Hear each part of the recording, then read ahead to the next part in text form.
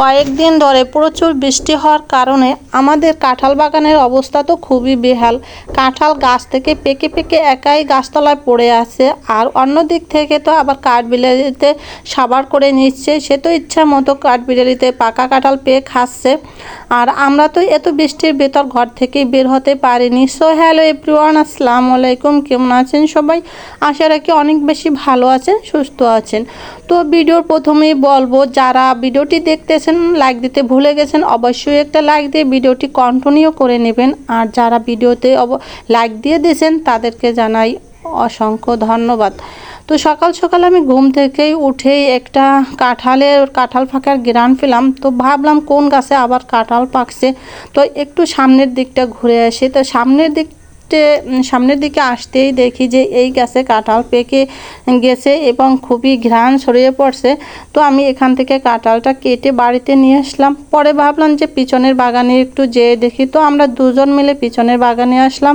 আর বাগানে আসার পরে ওর বাবা এই গাছে উঠলো। গাছে উঠে পরে এখানেও দেখলো যে গাছে কাঁঠাল পেকে আছে। তো কাঁঠাল পেকে থাকার কারণে সে উপরের কাঁঠালগুলো কাটতে আসে। মানে প্রচুর গাছ ভিজে ছিল, কয়েকদিন বৃষ্টি হওয়ার কারণে গাছগুলো একেবারে ভিজে স্যাঁতস্যাঁতে হয়ে আছে, মানে পিচ্ছিল হয়ে আছে, মনে হচ্ছে যেন শীতলে পড়ে গেছে। তাই খুব সতর্কতার সাথে গাছে উঠছে এবং খুব ভয়ও লাগছিল যে এই গাছে কিভাবে কাঁঠাল কাটবে বা উঠবে। তো আমি অনেকবার নিষেধ করছিলাম ওঠার দরকার নেই, তারপরে উঠছে যে কাঁঠাল তো গাছে পেকে আছে। আর এই তো কাঁঠাল দেখেন পেকে থাকার কারণে কিন্তু একেবারেই কাঠবিড়ালিতে খেয়ে তো সে মজা মারছে, একেবারে ভিতরে আটি সহ সে খেয়ে নিছে। এপাশেও খেয়েছে, ওপাশেও খেয়েছে। এই কাঁঠালের আর কোনো জায়গা কোনো অংশ নেই, পুরোটাই একেবারে নষ্ট করে দিছে। আর পরে উপরে যে কটা ছিল কাঁঠাল সব কটা কেটে দিয়েছে, যে এখানে আর রেখে লাভ নেই, কারণ এখানে বড় গাছ, এই গাছে বারবার ওঠা যায় না। আর প্রচুর বৃষ্টি হয় এবছর, তো বৃষ্টির মনে হচ্ছে বন্যা বয়ে গেল। বৃষ্টি কখনো মনে যেন থামছেই না, তা যার কারণে গাছে ওঠা হচ্ছে না। আর এদিকে তো কাঠবিড়ালিতে তার মনের মতো করে কাঁঠাল খেয়ে নিচ্ছে। তারপরে ও গাছের কাঁঠালগুলো কেটে নিয়ে আসলাম। নিচে কতগুলো কাঁঠাল রয়েছে, বলছি যে থাক, ওগুলো কাটার দরকার নেই। তারপরে আবার এই পাশে আর একটা বাগানে আসলাম। তো এ বাগানে এসেও দেখি সেম অবস্থা, এখানে কিন্তু কাঁঠাল পেকে আছে। তো কাঁঠাল শুধু পেকে নাই, এখানের কাঁঠালগুলো একেবারে গাছের নিচে পড়ে গেছে। তো দেখাচ্ছি দাঁড়ান। আগে এই যে কাঁঠালগুলো দেখেন, এই যে কাটছে, আর এই যে একটা কাঁঠাল একেবারে গাছতলায় পড়ে আছে পেকে। তারপরে মানে কাটার তো কোনো লোক নেই, বৃষ্টির ভেতর কাটতে পারে নাই। তারপরে কাঁঠাল পেকে একাই গাছতলায় পড়ে আছে। পরে উপরে উঠে যে কাঁঠালগুলো ছিল ওইগুলো আস্তে আস্তে কাটছে। এর অধিকাংশ কাঁঠালই সব পাকা, মানে অনেক দিন ধরে হলো গাছে ওঠা হয় না বৃষ্টির কারণে, এবং অনেক বড় বড় গাছ, এত বড় গাছে উঠতে গেলেও অনেক কষ্ট হয়, যার কারণে গাছে ওঠা হয় না। অলসতার কারণেও এমনটা হয়েছে। আর এই পাশে এই তো দেখেন গাছ ভর্তি সব কাঁঠাল রয়েছে, এখনও অনেক কাঁঠাল। এই গাছ বেয়ে বেয়ে কাঁঠাল কাটা কিন্তু খুবই মুশকিল। এই এক তো বৃষ্টি, দ্বিতীয়ত গাছগুলো অনেক বড়, এজন্য কাঁঠাল কাটতে খুব কষ্ট হয়, তাই খুব সহজে গাছে উঠতে চায় না। আর এই তো দড়ি বেঁধে বেঁধে তারপরে কাঁঠালগুলো কাটছে, কারণ অত দূর থেকে তো কাঁঠাল নামানো সম্ভব না হাতে করে। আর এই তো দেখেন এই কাঁঠালটা ছিল অনেক বড়, তো এখানে কিন্তু পেকে তারপর উপর থেকে ঠাস করে পড়ে আসে। পরে দেখতে পেলাম যে এখানে কাঁঠাল এই পাশে একটা পড়ছে, ও পাশে একটা পড়ছে, মানে দুই পাশে দুইটা কাঁঠালই পাকাতা পড়ে আছে। আর গাছে তো পাকা আছেই, এইটা হচ্ছে রাস্তার পরে পড়ে আছে, আর ওইটা হচ্ছে ভিতরের দিকে পড়ছে। তো কাঁঠালগুলো কিন্তু মাশাল্লাহ অনেক বড় ছিল এবং কাঁঠালগুলোও অনেক সুন্দর, বলতে গেলে খাজা কাঁঠাল, অনেকটা মানে শক্ত না আর একেবারে নরমও না। কাঁঠালগুলো খেতে খুবই মজা এবং মিষ্টি ছিল কাঁঠালগুলো।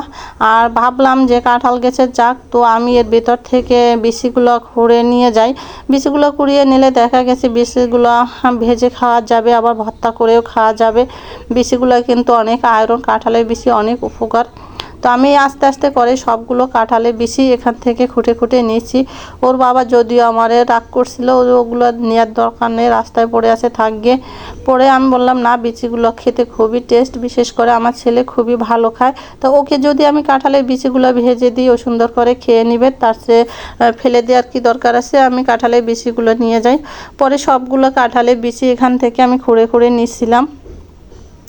আর ওর বাবা এপাশে আরও অনেকগুলো গাছ থেকে কাঁঠাল কাটছে। আর গাছ তো একটা দুইটা না, মনে করেন অনেকগুলো গাছ, তাই এই গাছগুলো উঠতে উঠতে অনেক কষ্ট হয় এবং প্রত্যেকটা গাছ থেকে কাঁঠাল খুঁজে খুঁজে বের করা, যে কোন গাছে কাঁঠাল পাকছে, কোন গাছে কাঁঠাল আবার খেয়ে ফেললো কাঠবিড়ালিতে, এগুলো দেখে নিতে হয় বারবার। তো বৃষ্টির কারণে কিন্তু এগুলো দেখা হচ্ছিল না, আর এত কষ্ট করা কিন্তু খুবই আসলে দুষ্কর ব্যাপার।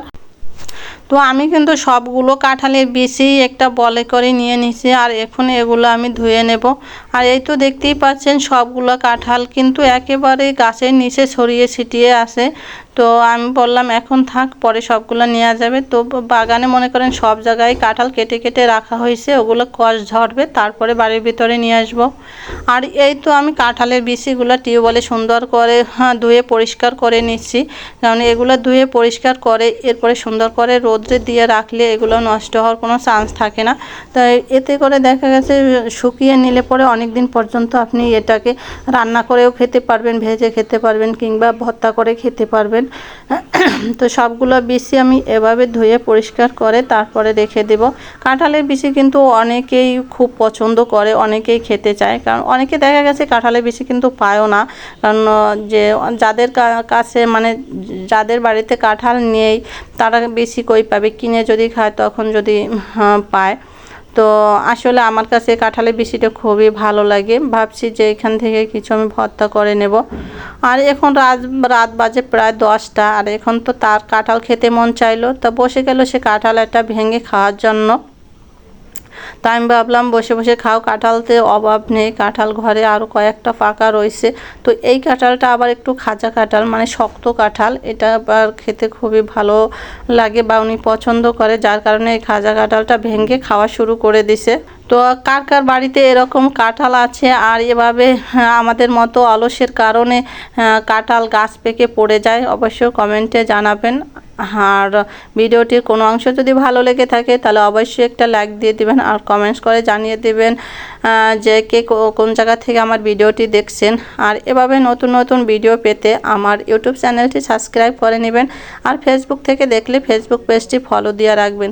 দেখা হবে নেক্সট কোনো ভিডিওতে, সে পর্যন্ত সবাই ভালো থাকবেন, সুস্থ থাকবেন।